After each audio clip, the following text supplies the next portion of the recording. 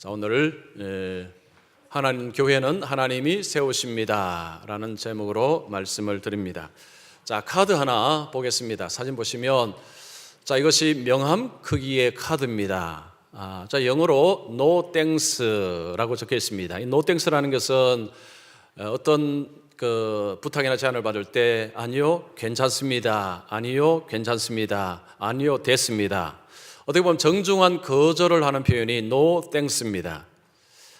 자, 이 No thanks가 어디에 지금 쓰여졌느냐? 그 밑에 글씨가 이런 것입니다. 저에겐 당신의 전도가 필요하지 않습니다. 전도 거부 카드가 바로 이 카드입니다. 학생들이 지금 이 카드가 대학가에 배포가 되는데 이 카드를 쓰는 이유는 어떤 사람이 전도할 때 말로 거부하지 말고 이 카드를 그냥 보이면서 전도를 거부하도록 그렇게 하고 있습니다. 이 카드는 2013년에 서울대학교에서 만들어지고 처음에 배포가 되었다고 합니다.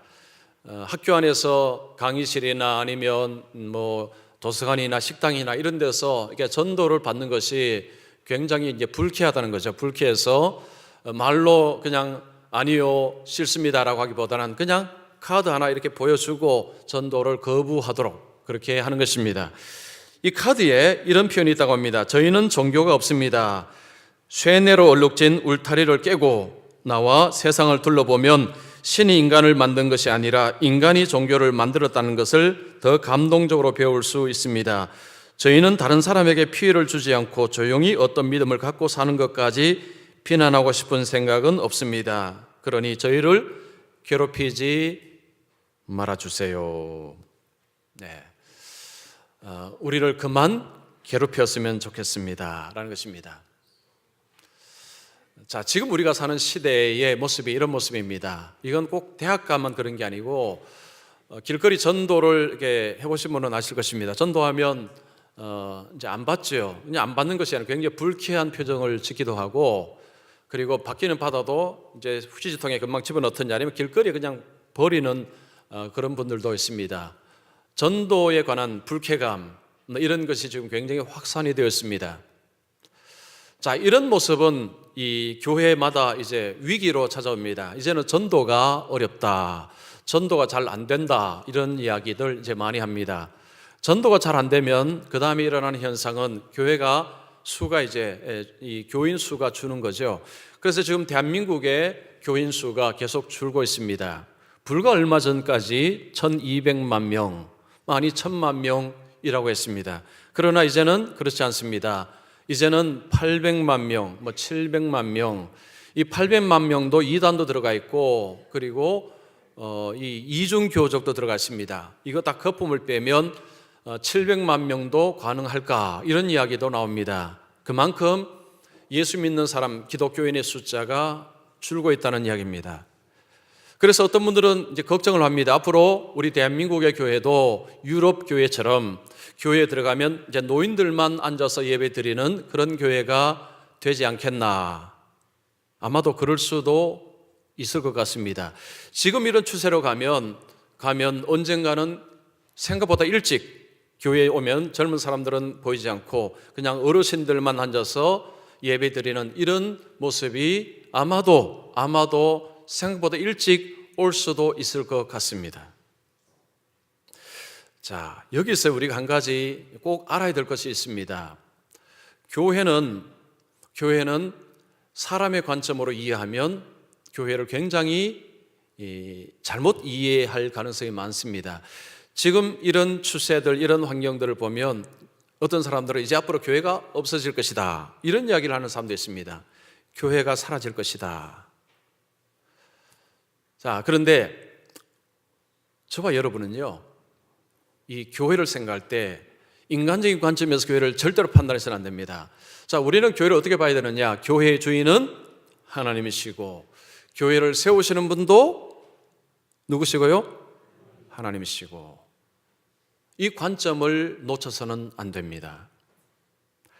교회가 수가 줄기도 하고 교인의 수가 주는 것도 현실입니다. 그건 사실입니다. 자, 그럼에도 불구하고 교회의 주인은 하나님이시고 교회는 하나님이 세워가신다는 것, 이거 절대로 놓쳐서는 안 됩니다.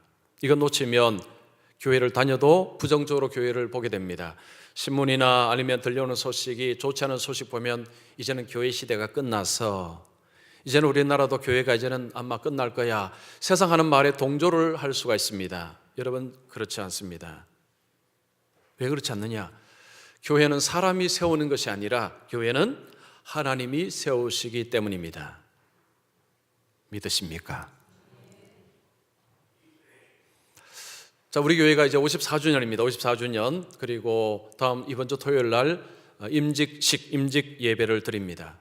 자, 이런 가운데서 저는 여러분들에게 교회에 대해서 좀 바르게 좀 생각하시도록 오늘 말씀을 드리고 싶습니다. 그래서 교회는 하나님이 세우신다라는 관점을 여러분 한시라도 이것을 잊지 않으셨으면 좋겠습니다. 자, 그러면 하나님께서 교회를 어떻게 세우시는가? 오늘 이 말씀, 오늘 12장 12절에서 30절까지 말씀 통해서 우리가 알 수가 있습니다. 자, 먼저 하나님은 그의 백성을 교회로 인도하십니다. 자, 이건 무슨 말이냐 하면 교회에는 사람들이 있습니다. 사람들이 모입니다. 자, 그러면 이 모이는 것이 어떻게 가능했느냐? 우리는 이런 생각할 수 있습니다. 내가 내 의지로, 내 힘으로 교회에 찾아왔고 함께하는 교회의 교인이 되었다, 이렇게 생각할 수 있습니다. 인간적인 관점이죠. 자, 그런데 오늘 말씀에는 그렇지 않다는 것입니다. 여러분 13절 보십시오. 13절 보시면 우리가 유대인이나 헬라인이나 종이나 자유인이나 다 한 성령으로 세례를 받아 한 몸이 되었고, 여기서 몸이라는 것은 그리스도의 몸을 말합니다. 27절에 너희는 그리스도의 몸이요 라는 그 몸을 말합니다.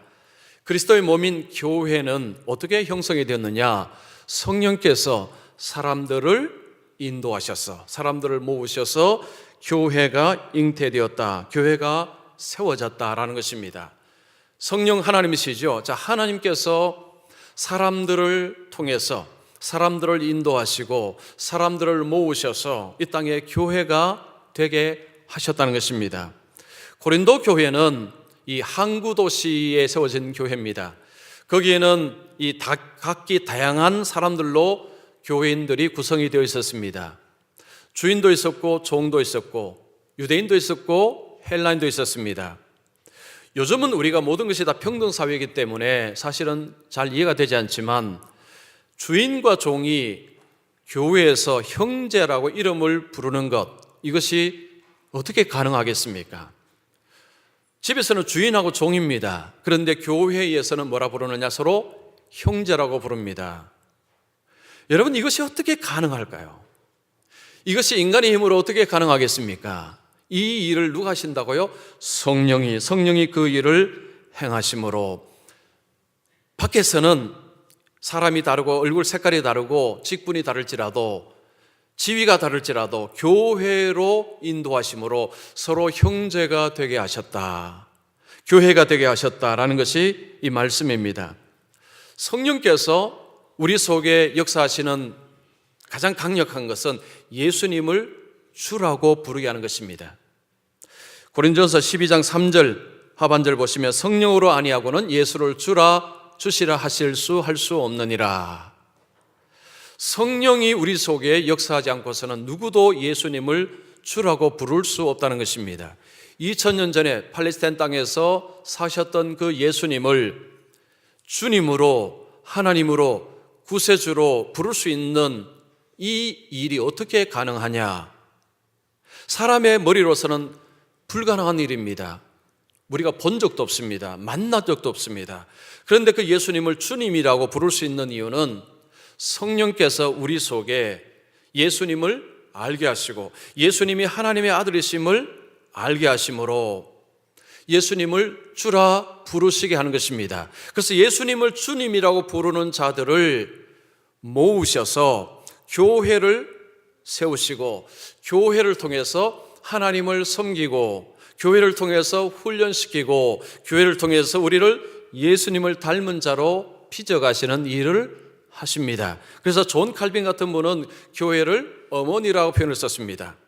어머니가 자녀를 양육하듯이 하나님은 교회로 우리를 부르시고 우리를 어머니가 자녀를 양육하듯이 그렇게 양육하신다라는 것입니다. 교회는 사람들이 모였지만 교회의 주인은 하나님이시고 하나님이 교회를 세워 가신다는 것입니다. 이 일을 하시는 분이 성령 하나님이 이 일을 하신다는 것입니다. 많은 분들이 성령에 대해서 오해를 합니다. 성령 하면 힘, 권능 이것만 자꾸 생각했어요. 그래서 기도 많이 하면 능력을 받아야 된다. 능력을 받아야 여러분 우리 교인들은 그런 이야기 하지 마십시오. 저는 그 이야기 제일 싫어합니다. 우리가 뭘 해야 됩니까? 성령께 순종해야 됩니다. 성령님은 우리로 하여금 예수님을 주라 부르시고 우리로 하여금 하나님 앞에 순종하는 백성을 만드시는 것입니다. 성령께서 이 땅에 오셔서 하시는 일은 교회를 세우시고 교회를 통해서 한 사람 한 사람을 빚어가는 일을 하십니다. 성령님은 능력의 하나님이시지만 방언, 신유 이런 부분들은 부차적인 것입니다. 메인이 아닙니다. 핵심이 아닙니다. 많은 분들이 성령의 충만함 하면 성령 충만함 기도 많이 해서 성령 충만함 하면 기도하면 병이 낫고 방언이 터지고 자꾸 이걸 이야기하십니다. 여러분 그렇지 않습니다. 그런 일이 일어나지만 그것은 메인이 아닙니다. 핵심이 아닙니다. 그런 일이 일어나지 않아도 아무 문제 없습니다. 성령님이 하시는 일은 교회를 세우시고 교회를 통해서 우리들을 계속해서 빚어가시고 새롭게 해 나가시는 일을 하고 계시는 것입니다. 그래서 우리 함께하는 교회를 여러분 섬기실 때 사람의 관점으로서 이해하시면 교회를 지속적으로 힘있게 섬기는 것은 거의 불가능합니다. 그러나 하나님의 관점에서 교회를 보시면 완전히 달라집니다. 인간적인 관점에서 보이는 것하고 하나님의 관점에서 교회를 보는 것은 완전히 다릅니다. 우리 교회가 54년을 지금 지나오면서 험한 일 참 많았습니다. 힘든 일 많았습니다. 한때는 교회 규모가 이 지역에서 가장 컸다고 합니다. 우리가 그런 사진도 보았습니다. 자, 한때는 컸지만 지금 너무 약해졌어. 지금 너무 약해. 이러시면 안 된다는 거죠. 하나님께서 우리 교회를 통해서 54년을 지금까지 해오실 때 무슨 일을 해오셨습니까? 사람들을 부르시고 그 사람들을 변화시키시고 그 사람들을 새롭게 하시고 그 사람들이 가정에서 직장에서 하나님의 일을 하시는데 하나님이 교회를 통해서 이 일을 해 나가셨다는 것입니다. 10,000명, 1,000명 많은 숫자를 할 수도 있겠지만 중요한 것은 한 명이라도 한 분이라도 교회를 통해서 주님을 만나고 변화되고 그 일을 해나갈 때 그러면 하나님은 그 교회를 통해서 일을 하고 계시는 것입니다. 그래서 하나님의 관점에서 교회를 보시면요, 하나님은 한 생명을 귀중히 여기시는 분이십니다. 우리는 전체 숫자에 관심이 많죠. 그러나 예수님은 99마리 양을 제쳐두고 한 마리 양을 찾아 나선 분이십니다. 그래서 교회가 얼마나 규모가 크냐보다 더 중요한 것은 교회가 주님 안에서 주님을 닮아가는 이런 변화의 역사들이 끊임없이 일어나고 있느냐, 이것을 봐야 됩니다. 제가 이제 담임 목회한 지 한 16년 정도 되었습니다. 시간이 꽤 오래되었습니다. 제가 이민 목회를 했기 때문에 이제 기간이 좀 길죠. 제가 처음에 목회할 때는 굉장히 자신감이 있었습니다. 몇 번 말씀드렸죠. 그래서 설교 잘하면 사람들이 와르르 몰려들 것이고 큰 교회를 세워갈 것이고 그런 자신감이 있었습니다. 그런데 그런 일은 일어나지 않았습니다. 그래서 제가 하나님이 저에게 제가 목회를 하면서 깨닫게 해주신 것이 바로 이런 것입니다. 큰 것을 봤지만 하나님은 큰 게 중요한 게 아니다. 한 사람이 중요하다. 한 사람. 그것을 알려주셨어요. 그래서 이 목사가 무슨 큰 교회를 세우고 막 거기 하는 것, 이보다 더 중요한 것은 그 속에서 성령을 쫓아서 성령에 순종하며 목회를 하는 것. 그래서 그 속에 성도들이 성령의 은혜를 힘입어서 그래서 하나님의 교회를 세워가고 한 생명 한 생명의 주님을 만나는 역사가 일어나도록 하는 것이, 이것이 교회고 이것이 목회다. 제가 이미 목회를 통해서 배웠습니다. 우리가 교회를 볼 때요, 그 관점에서 봐야 됩니다. 그래서 정말 우리 교회에 올해도 새로운 분들이 쭉 오셨습니다. 오신 이 발걸음이 성령님께서 인도하시고 우리 교회에 같이 정착하고 같이 섬기고, 이런 일들이 그 한 분의 개인적인 의지의 결단도 있지만 성령께서 인도하심으로 오셔서 같이 우리 하나님을 섬기게 되었다. 그래서 우리 하나님이 지금까지도 인도하셨지만 지금도 붙으시고 하나님께서 앞으로도 인도하실 것이다. 우리가 뭘 해야 됩니까? 그 성령, 교회를 세우시는 성령께 내가 순종해야 되겠다. 죄송합니다. 우리가 순종하는 것이, 이것이 가장 중요합니다. 자, 그러면 두 번째, 그럼 우리가 성령께 순종할 때, 자, 어떻게 해야 되느냐? 하나님은 교회에서 서로 격려하게 하십니다. 자, 서로 모였습니다. 예수님을 주라 부릅니다. 서로 형제로 우리가 부릅니다. 자, 그러면 뭘 해야 되느냐? 서로 격려해야 합니다. 자, 25절 보십시오. 몸 가운데서 분쟁이 없고 오직 여러 지체가 서로 같이 돌보게 하셨느니라. 자, 돌보다라는 표현은 위로하고 격려하다는 표현입니다.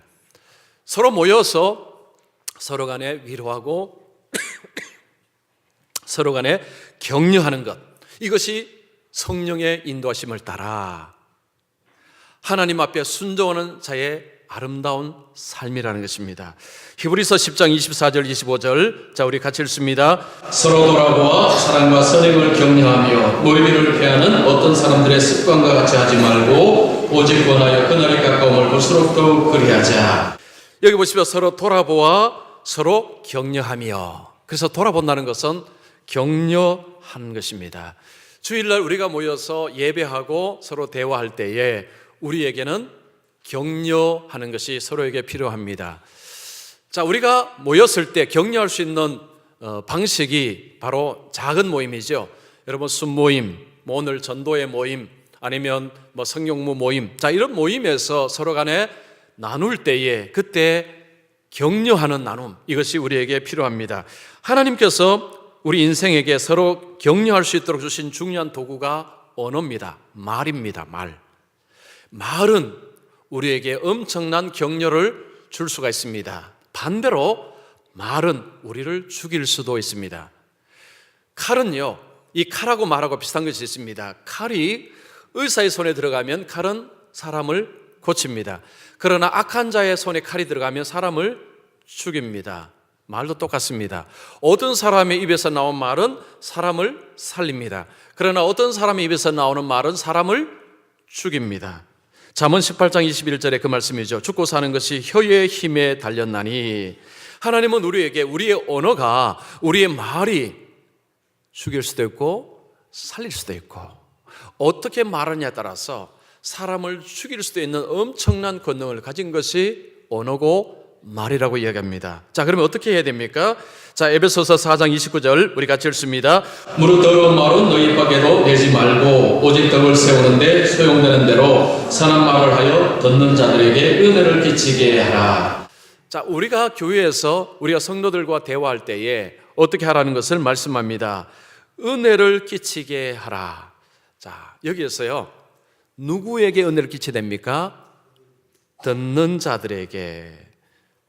듣는 자들에게 은혜를 끼치는 말을 할 때 이것이 격려하는 말, 위로하는 말이 될 수가 있습니다. 어떤 집사님이 이제 집사가 되고 대표 기도를 하게 되었습니다. 주일 오후 예배 이제 대표 기도를 하게 됐는데 얼마나 두려웠겠습니까? 여러분, 처음 대표 기도 하신 분들 다 기억나실 것입니다. 그 대표 기도의 주보의 순서가 올라가는 순간부터, 그걸 보는 순간부터 이제 두려움이 몰려오기 시작합니다. 그래서 이 집사님이 집에서 이제 대표 기도문을 쓰고 열심히 암기를 했습니다.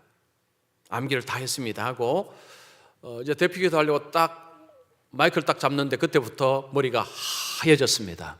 기억이 하나도 나지 않았습니다. 그때부터 집사님이 횡설수설을 하다가 급기야 이런 표현 넣습니다. 예수님께서 죽음에서 나오실 때 성령을 데리고 나오심을 감사합니다. 새로운 성경이죠. 네. 이단적인 발상입니다. 그죠? 자, 이런 식으로 자신이 무슨 말을 하는지도 모르고 막 횡설수설하고 기도를 마쳤어요. 고개를 들 수 있을까요, 없을까요? 고개를 못 듭니다. 고개를 푹 숙이고 예배 끝낼 때까지 고개를 들 수가 없어서 너무 부끄러웠어. 자, 그러면 예배 끝나면 어떻게 됩니까? 빨리 도망가야죠. 그래서 이 집사님이 예배 끝나자면 빨리 도망가려고 하는데 앞에 장로님이 떡 붙잡으십니다. 집사님, 자꾸 이야기 좀 합시다. 아이쿠, 오늘 장로님이 이 기도를 가지고 또 책망을 하시는가 보다 하고 겁을 잔뜩 먹고 있었습니다. 근데 장로님이 그 집사님에게, 집사님, 대피기도 처음 하니까 힘들죠? 나도 처음 대피기도 할 때 굉장히 힘들었어요. 앞으로 집사님 그거 외우지 말고 그냥 써서 하셔도 됩니다. 근데 집사님 이거 하나만 꼭 기억하십시오. 오늘 집사님이 기도한 내용 성도들 교회에 나가면 다 잊어버립니다. 그러니까 내 오늘 말 때문에 내가 이 말 저 말 횡설수설할 말 때문에 너무 고민하지 마시고 너무 힘들어하지 마세요. 성도들 금방 잊어버립니다. 그러니까 다음부터 하시면 그냥 써서 하시면 잘하시면 됩니다. 자, 그렇게 이야기를 했어요. 그러니까 이 집사님이 지금 잔뜩 주눅이 들고 있다가 그 장로님이 그런 격려의 말 한마디에 힘을 얻었습니다. 대피기도 하시는 거 정말 어렵습니다. 쉽지가 않아요. 모임에서 전부 제 눈을 피하십니다. 왜냐하면 눈과 마주치면 기도하십시오 라고 할까 봐. 네. 권사님조차도 두려워하십니다. 그죠? 제가 이제 목사가 되고 담임 목회를 할 때 제일 처음에 힘든 것이 축도였습니다. 축도라는 게 이 언어가 딱딱 정해져 있습니다. 그래서 이 축도하는 게요, 그 짧은 축도는 뭐 한 1분 안으로 끝나기 때문에 그 압축적인 언어를 이렇게 써야 됩니다. 제가 이제 미국에서 목회할 때 우리 장로님 가게로 신방을 가서 그러니까 예배를 드리고 마지막에 축도를 하는데, 축도 처음에는 예수님의 은혜와 하나님의 사랑과 성령님의 위로하심과 이런 뭐 하지 않습니까? 근데 그 다음에 생각이 안 나는 거예요. 이쪽 머리는요 뭔가를 생각하고 이쪽 머리는 기도를 끝내면 안 되니까 계속 해야 되니까요 1분 만에 끝내야 될 걸 5분 정도 했습니다. 하고 마지막에 급 마무리 하긴 했는데 어떻게 마무리했는지는 상상에 맡기겠습니다. 그 기도하면서 제가 얼마나 부끄러웠던지요, 얼마나 무안했던지 모릅니다. 우리가 다 실수하고 우리는 다 이런 이 실수와 실패 경험이 있습니다. 자, 이런 우리에게 뭐가 필요할까요? 격려가 필요하죠. 격려. 자, 하나님께서 교회 속에서 우리 연약한 저희들이 같이 모였을 때 서로 연약하고 실수하고 이런 모습을 보고 서로 격려하라 이렇게 말씀합니다. 자, 우리가 교회에서 격려할 때에 언어로 격려를 할 때 정말 중요한 것 하나 오늘 이제 말씀드립니다. 보통요 우리 순모임이나 이런 데서 이 상처를 주고받는 이 경우가 있는데 그 이유가 뭐냐? 솔직함 때문입니다. 솔직함. 지금 주무시면 안 돼요. 요거는 꼭 듣고 가셔야 됩니다. 이 솔직함은 좋은 것입니다. 그러나 솔직함이 항상 유익되지는 않습니다. 솔직함을 무기로 이야기했다가는요 상대방에게 엄청난 상처를 줄 수도 있습니다. 자, 어떤 소그룹에서 서로 나누는데 한 분이 앞에 있는 이제 여러분이 있는데 어느 집사님을 향해서 이야기합니다. 집사님, 제가 그동안 집사님께 솔직하지 못했는데 그거 제가 늘 마음에 걸렸습니다. 그래서 솔직하게 제가 좀 말씀을 드리는 것이 이게 필요하다고 생각해서 오늘 제가 솔직하게 말씀드립니다 하고 이야기를 하는데, 집사님이 요 몇 달 동안 저희 집에 저한테 전화를 주셨을 때 너무 감사하다 그리고 집사님과 통화할 때 너무너무 즐거웠다 말씀드렸죠. 사실 그렇지 않았습니다. 집사님과 통화하면서 너무 지겨웠고요, 너무 힘들었습니다. 솔직하게 제가 말씀드리지 못한 건 너무 죄송합니다. 자, 그 집사님이 여러분이 있습니다. 그거 들을 때 무슨 생각이 들겠어요? 아하, 내가 앞으로 이분에게는 절대 전화해서는 안 되겠구나. 다시는 전화하지 않겠다. 결심하지 않겠습니까?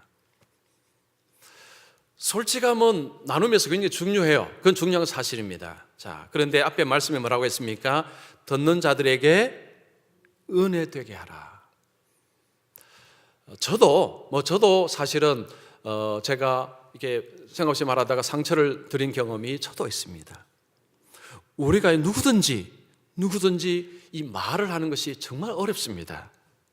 그런데 하나님이 교회 속에서 우리에게 말씀하신 것이 뭐냐면 은혜되게 말하라. 은혜되게 말하라. 듣는 사람이 은혜되게 말하라. 솔직함보다도 더 중요한 것이 은혜되게 말하는 것입니다. 솔직함을 무기로 그냥 말을 했다가 이것이 오히려 관계를 깨는 일이 벌어지기 때문입니다.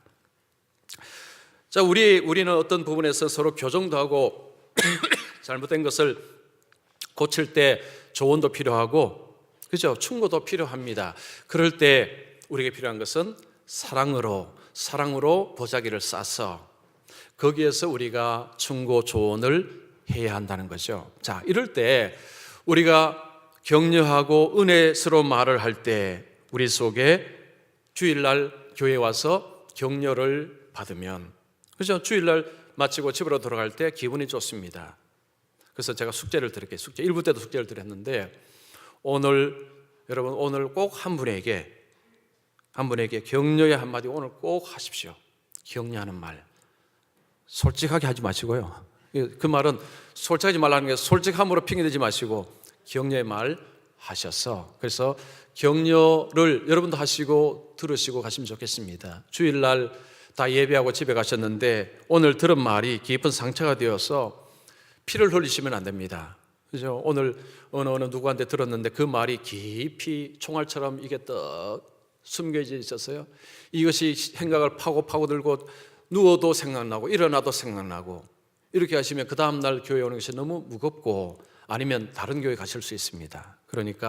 그러나 격려의 말 듣고 이렇게 오시면 어떻습니까? 오늘 주일 교회 가고 싶다. 또 격려를 내가 주는 것도 좋고 받는 것도 좋으니까 여러분 교회 생활이 즐겁고, 그리고 세상에서 험난한 세상에서 슬픔과 고통과 아픔 속에 있는 분들이 교회 와서 위로를 받으면 여러분 교회가요 말씀으로도 위로받지만 우리 서로 간의 그 위로가 얼마나 큰 영향력을 미치는지 모릅니다. 그런 교회가 되면 밖에 전도 카드 거부하고 전도 거부하고 무슨 일이 일어나도 여러분 상관없습니다. 그렇게 하는 교회는 견고하게 하나님이 세워가실 줄로 믿습니다. 그 다음에 세 번째입니다. 자, 하나님은 교회를 섬길 일꾼을 세우십니다. 자, 하나님은 교회 속에 사람을 부르시고 그리고 사람들을 일꾼으로 세우십니다. 오늘 28절부터 29절 30절 보시면 하나님이 교회 중에 몇을 세우셨으니 첫째는 사도요, 둘째는 선지자요, 셋째는 교사요, 그 다음은 능력을 행하는 자요, 그 다음은 병 고치는 은사와 서로 돕는 것과 다스리는 것과 각종 방언을 말하는 것이라. 다 사도이겠느냐? 다 선지자이겠느냐? 다 교사이겠느냐? 다 능력을 행하는 자이겠느냐? 다 병 고치는 은사를 가진 자이겠느냐? 다 방언을 말하는 자이겠느냐? 다 통역하는 자이겠느냐? 자, 교회는 하나님이 주시는 은사를 따라서 다양한 직분을 가지고 다양하게 섬깁니다. 즉 다양한 일을 하는 일꾼을 하나님이 세워 가신다는 말씀입니다. 교회가 세워질 때 하나님이 교회를 세우시고 하나님이 사람들을 교회로 모으시고, 그리고 하나님이 그 사람들에게 은사를 주시고, 은사라는 것은 힘과 재능과 지혜를 주시고, 그리고 일을 하게 하시는 것입니다. 그래서 하나님의 일은 내 힘과 능력으로 하는 것이 아니라 하나님이 주시는 지혜와 하나님 주신 권능으로 이 일을 하는 것입니다. 베드로전서 4장 10절에 보십시오. 각각 은사를 받은 대로 하나님의 여러 가지 은혜를 맡은 선한 청지기같이 서로 봉사하라. 그래서 우리에게 주신 은사를 따라서 서로 봉사하는 것, 일꾼으로 봉사하는 것, 이것이 하나님께서 우리에게 원하시는 것입니다. 일꾼이라는 단어는 배 밑에서 노를 젓는 사람이라는 의미가 있다고 합니다. 제가 몇 주 전에 칼럼으로 이것을 적었는데, 이 일꾼, 이 성이 말하는 일꾼은 그 배 밑에서 노를 젓는 사람. 여러분 벤허 영화 기억하시죠? 작년에 리메이크 되었습니다. 그 벤허라는 영화 보면 그 주인공이 이제 노예가 되어서 배 밑에 들어가니까 노예들이 쫙 있습니다. 다 노를 가지고 있죠. 자, 그리고 복도 끝에 한 사람이 북을 칩니다. 그러면 북을 치면 노예들은 졌습니다. 북을 빨리 치면 빨리 졌고, 좀 천천히 치면 천천히 졌고, 앞에 북의 소리에 따라서 노예들은 이 노를 젓는 것을 봅니다.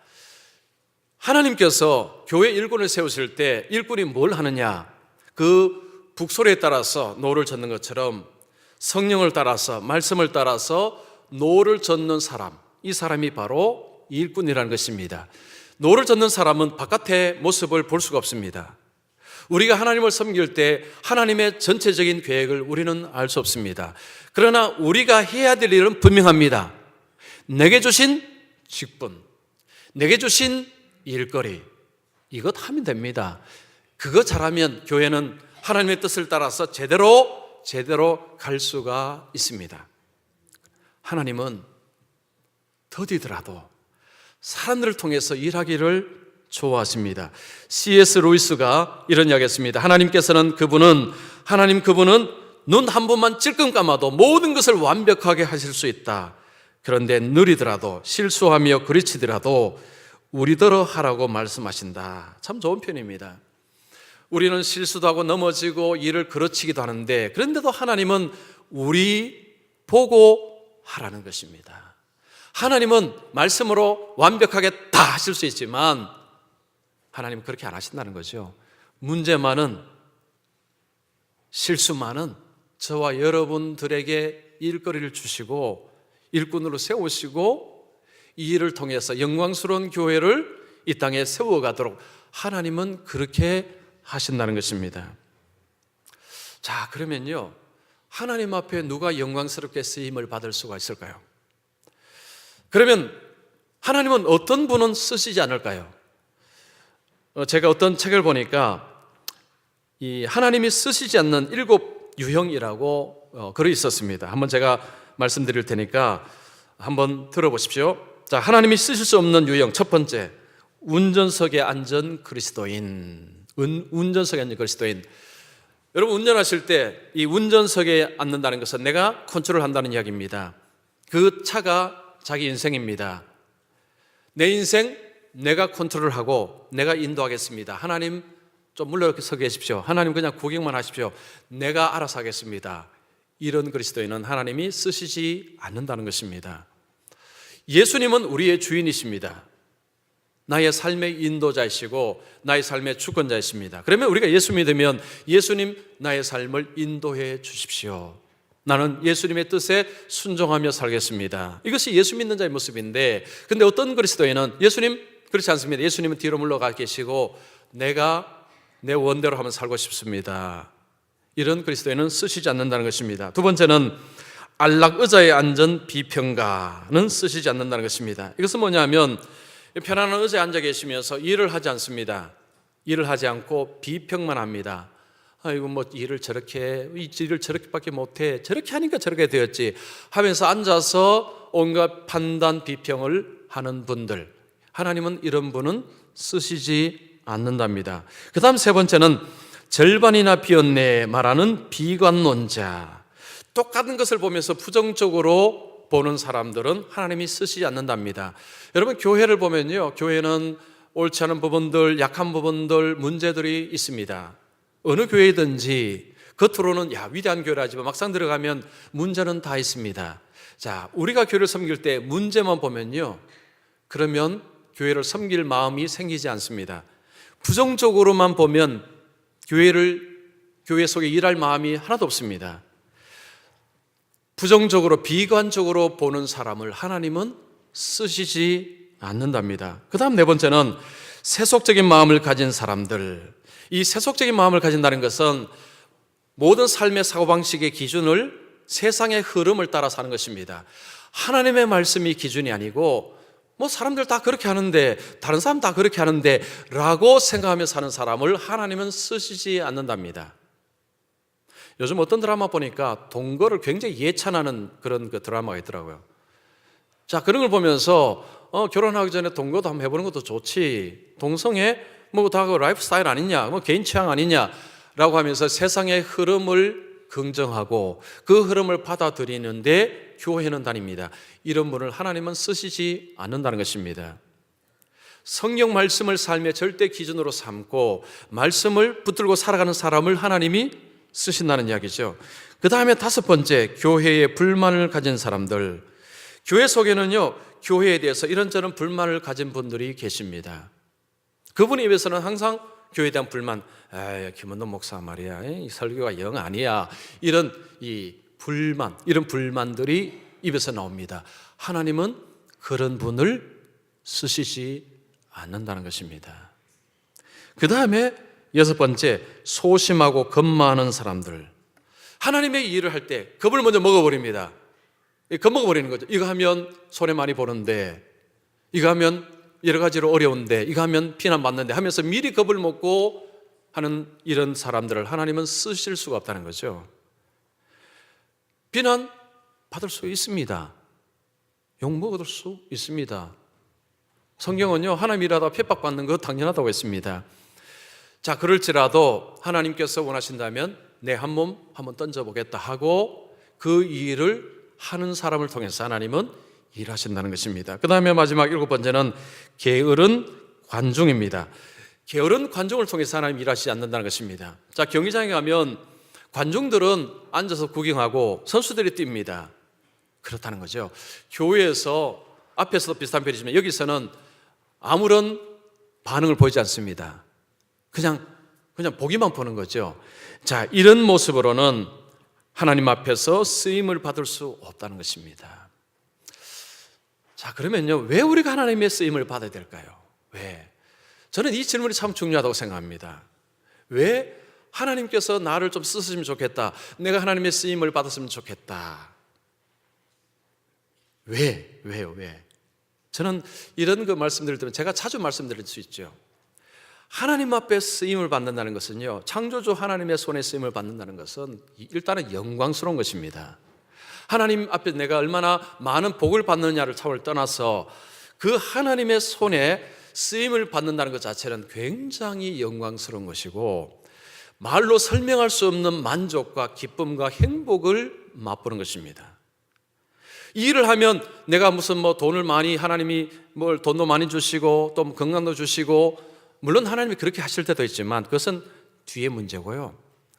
우리가 하나님 앞에 삶을 드리고 하나님의 교회에 하나님 앞에 영광스러운 일꾼으로 살아가면 세상에서 어느 것도 줄 수 없는 그 하나님만이 주시는 기쁨, 하나님 주시는 자유, 하나님 주시는 해방, 하나님 주시는 행복, 하나님 주시는 만족, 여러분 이것을 맛보십니다. 여러분 인생에게 가장 중요한 건 돈이 아니라는 거 다 아시죠? 이건 상식입니다. 건강 아니다는 거 다 아시죠? 이건 상식입니다. 이건 예수 안 믿는 사람도 다 인정합니다. 제일 중요한 것이 뭐냐? 내 인생의 만족감,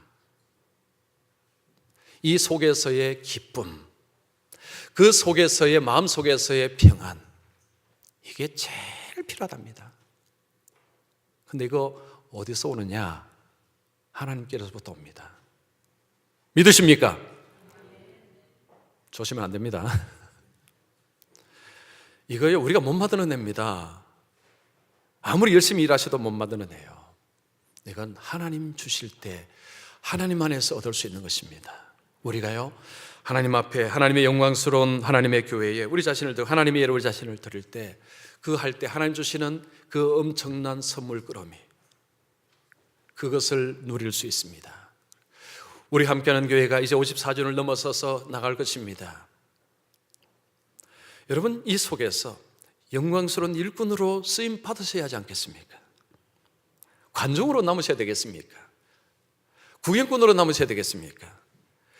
일의 분량은 다릅니다. 일의 크기는 다를지라도, 작은 부분일지라도 여러분이 삶을 드리고 일꾼으로 드리실 때 우리 함께하는 교회가 이 험한 세상 속에, 교회가 약화되는 세상 속에서 그 안에서 건강한 교회, 든든한 교회, 힘 있는 교회, 그런 교회로 세워질 수가 있습니다. 자, 오늘 세 가지 말씀드렸습니다. 하나님이 교회를 세우십니다. 첫 번째는 사람들을 하나님께서, 성령 하나님께서 사람들을 교회로 인도하십니다. 내 발로 왔다고 하지만 성령께서 인도하셔야 올 수 있습니다. 두 번째는 모여서 서로 격려하는 것입니다. 서로 격려하고 서로 세워주고 위로하는 것입니다. 세상에 찢긴 영혼들의 교회에서 위로받으면서 하나님의 사랑 가운데서 세워지는 것입니다. 그리고 마지막에 일꾼이 되어서, 하나님은 일꾼을 통해 쓰십니다. 이제 우리 임직식을 통해서 일꾼을 세우는 일을 하는데, 우리 임직 받는 분들은 윗자리에 서는 것이 아니고 내려가는 것입니다. 섬기는 것이요, 섬기고 주님의 교회에 좀 더 열심을 내기 위해서 직분을 드리는 것입니다. 위세, 권세 아닙니다. 섬기고 낮아지고 더 일하라고 직분을 드리는 것입니다. 그런 임직식 예배를 드리고자 합니다. 여러분 많이 오셔서 참여하시고요. 그래서 우리 함께하는 교회가 이 세상에서 하나님의 영광을 높이 세우는 그런 영광스러운 교회로 그렇게 세워지기를 축원합니다. 기도하겠습니다.